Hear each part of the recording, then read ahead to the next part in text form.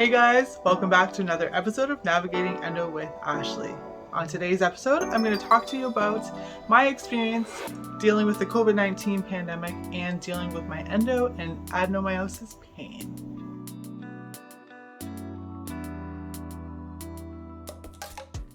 That this COVID-19 pandemic is causing increased anxiety for everyone.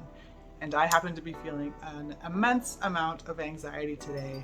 It's just bubbling over and just affecting my whole entire day today.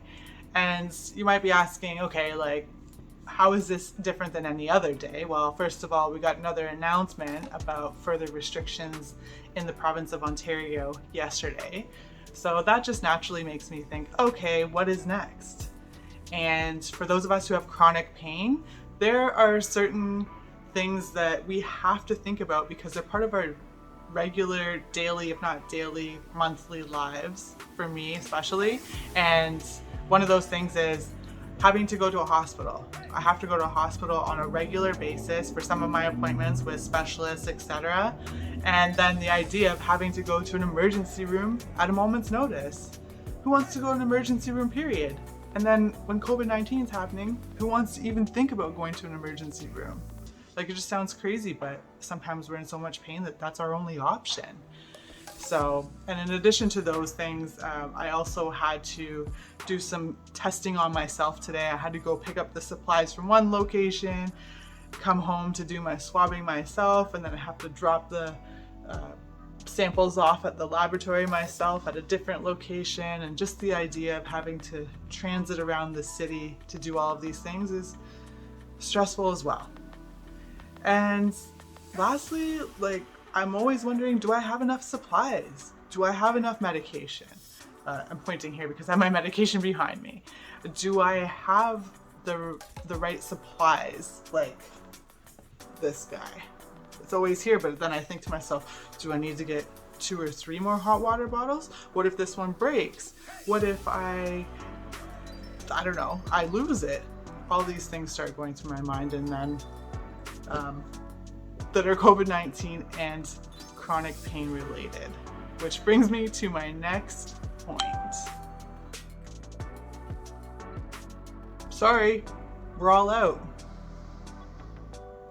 I heard that a few times at the beginning of the COVID-19 pandemic. Unfortunately, availability of medication. That was one of the biggest roadblocks that hit me right at the beginning of the pandemic. I had 2 medications that gave me issues. One medication, which was hormonal, was actually discontinued during the pandemic.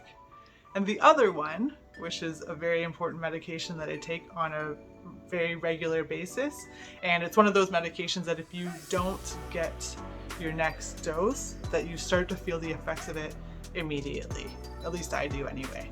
And that medication was being held at the border, at the Canada-US border, and it was held there for weeks. Well, that's what my pharmacist told me anyway. So thankfully I had a great pharmacist and a great specialist and family doctor who worked together to figure out how to get me a different dose of that same medication. And that was just one of those things that I never expected to happen.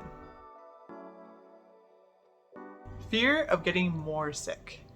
And I say more sick because I'm already sick with an illness, a disease that won't go away, and it wreaks havoc on my life every single day. That's what I mean when I say fear of getting more sick, because obviously everyone's afraid of catching the COVID-19 virus. And you know, the thing about it too is that people will look at you and profile you and say, oh, but you're so young, you're not going to catch it, which I think is crazy. But, oh, you look fine, you don't look sick. Okay, I'm glad I don't look sick, but I am, so thanks for that. But, you know, I just don't think that people really take in that, like, if you're already dealing with some sort of chronic pains, chronic illness, the last thing you want to do is stack another illness on top of that. Like, so many of us have comorbidities, as I've said before. For me, for example, I have endometriosis, adenomyosis, exercise-induced asthma, sinusitis, sciatic pain, joint pain like carpal tunnel. I have arthritis, and acid reflux. Like so many things, so many small things that together just create a big mess of pain, illness, not feeling well, and no one else wants to get sick on top of that. Healthcare accessibility, the never-ending wait list. So for those of you who have chronic illness, you understand what it's like to try and get in for an important surgery, important consultation. It can take months. And now, because of COVID, these appointments that have taken months, weeks, years to get in the first place are now being canceled. Some people are finally getting in to see a specialist, and the specialist has to call them up on the day of the appointment or a week before the appointment and say, sorry, we have to push this off for a little while longer. It's heartbreaking to finally feel like you might have an answer and then to be deferred even longer. You know, think about it this way. People who are not even diagnosed yet with a chronic illness have now just gone through another year of dealing with their pain without any treatment, without any answers on how they can help themselves during the pandemic. You know, we all know there's a strain on doctors. Totally get that. But it doesn't change the fact that it still affects us. And this has a huge mental health impact on anyone who's been waiting for a surgery, a consultation, a doctor's appointment. I had an urgent doctor's appointment the other day, and it took me 3 business days before I was able to get in for an urgent appointment. I can't even imagine what it would be like if it was just a regular doctor's appointment. I get it, but it still doesn't help. COVID. Pain treatment. Oh, by the way, have you tried yoga?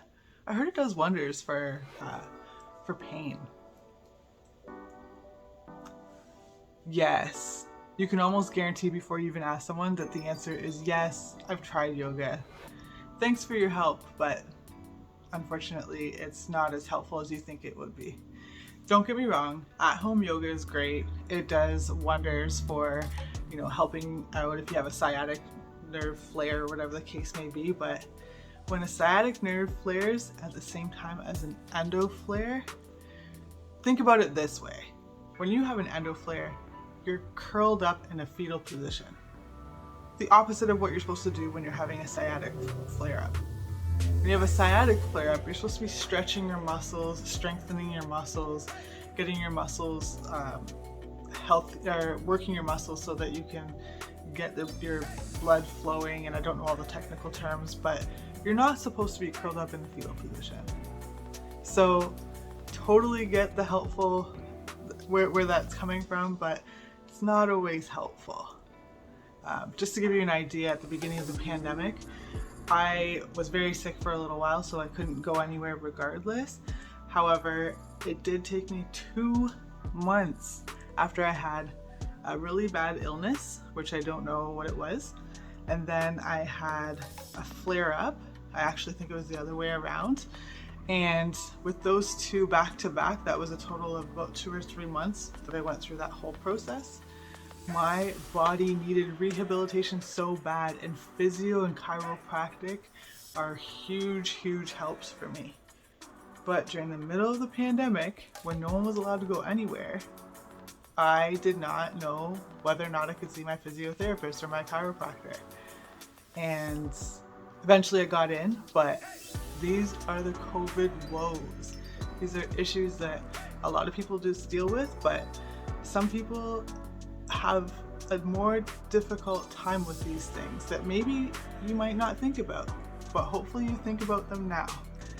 And lastly but not least, if it's legal to have cannabis or CBD oil where you are, I highly recommend it. CBD oil has been really great for helping calm my anxiety, helping with my flare-ups and my joint pain, etc. So definitely something to think about if you are able to, and if it's legal where you are. And that's all for today, everybody. Thank you so much for joining my episode today. Don't forget to like, subscribe to the channel, share with your friends, leave a comment below, and I'll see you next week.